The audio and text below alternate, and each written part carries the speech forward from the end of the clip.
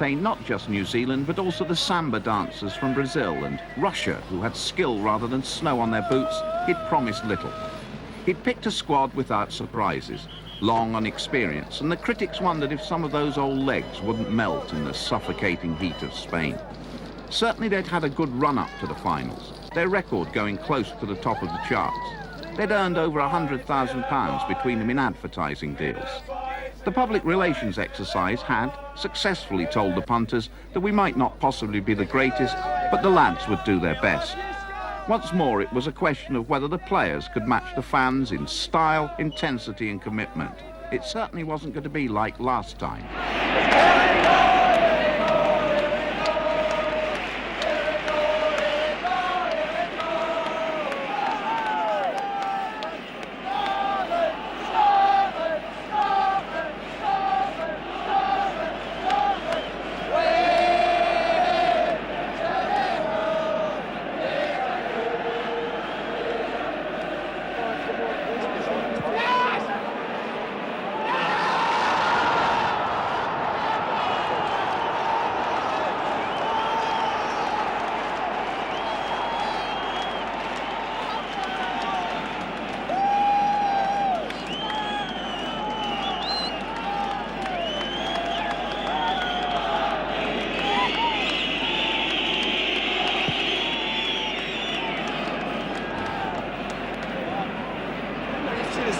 Set up to the 6 bars.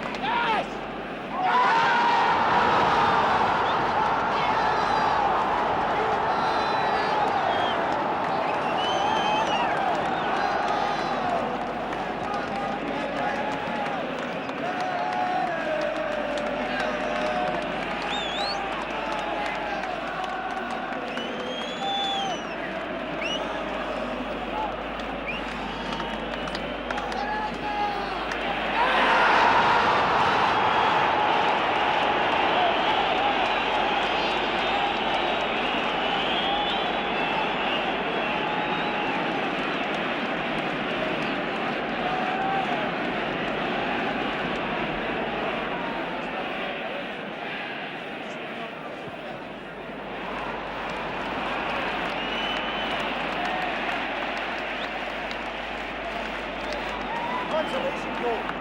We're going to 40 those goals against St. Patrick. We're going to 40 those goals against us all.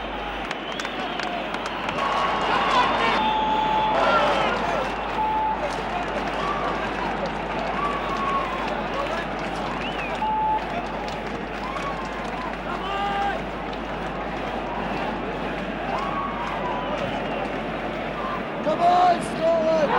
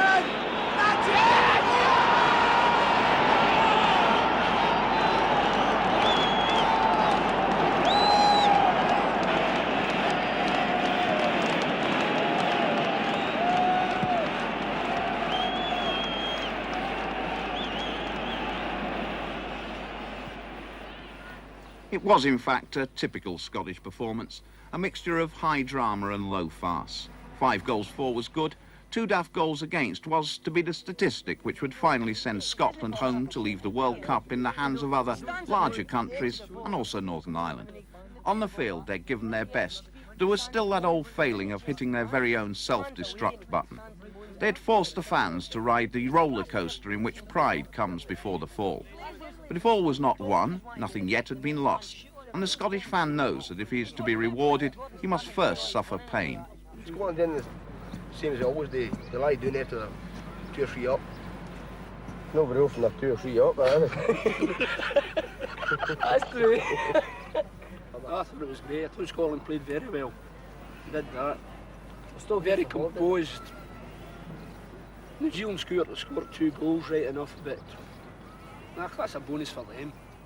I enjoyed it, but at half-time it was that good I had a wee sleep. But after it, the 2 goals, I reckon the 2 goals, the last 2 goals were fantastic. I mean, they were most unexpected. I was standing there, I didn't even ken till I seen the net commentating. Ken, I thought they were brilliant goals. No, Glace, in a Scotland jersey, rubbish. Robbie, it does a lot of running off the ball. That's what he does. Does a lot of running off the ball. But what he puts into the game is terrible. If Ken Douglas makes a bad pass, it's all their faults, right? It's his fault we get bait any time they're playing. If he makes a great pass, it's probably the man's right, different Dan. class. As soon as he It's makes a different mistake, class. everybody. Last night, Scotland did what they done all the time, right? Scotland come out and they played brilliant 20 minutes. Played brilliant football. They've done this, we've been at all the games. They've played brilliant the first 20 minutes. After that, they lied down. See when it came to 3-2, I was myself. Because I thought they were going to come up and make it 3 each. That's no joke. They just seem to collapse. But I've never seen Scotland play so well in the last 20 minutes. The last 20, 25 minutes at the end of the game was brilliant. I reckon we'll draw with Brazil and beat Russia and we'll get through to the next round. The most important match is against Russia.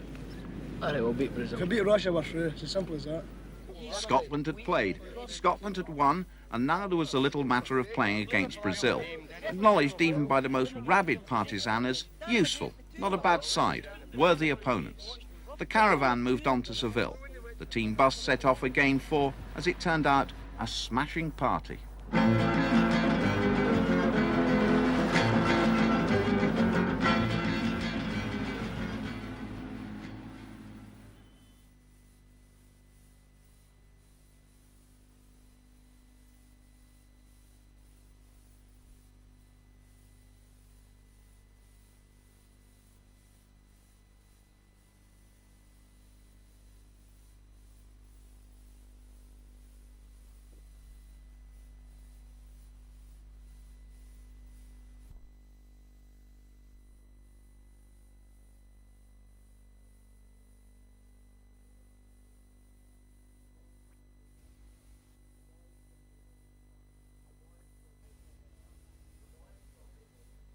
The Boys from Maybole, Part 2.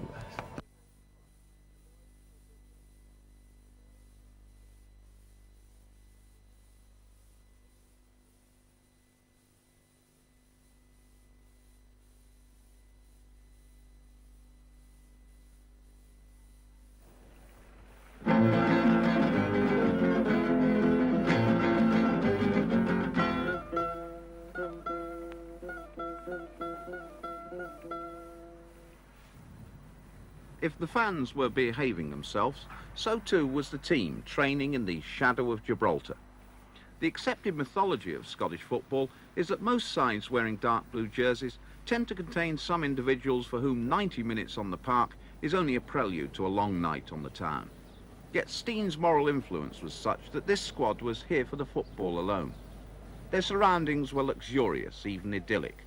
The persistent feeling of impending doom which always surrounds Scotland on the world stage had not penetrated this squad, sheltered in a home that normally cossets millionaires and their ladies.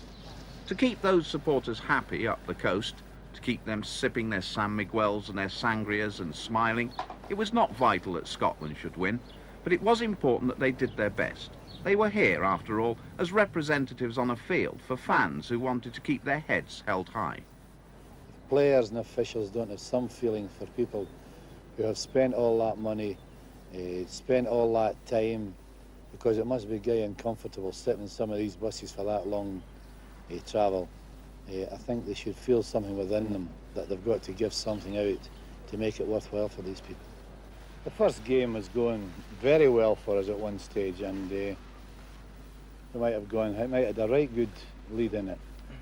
But all in all, I think if anyone had said before the match that you'd finish 3 goals in front of anyone in your first game, because got to realise and look at the results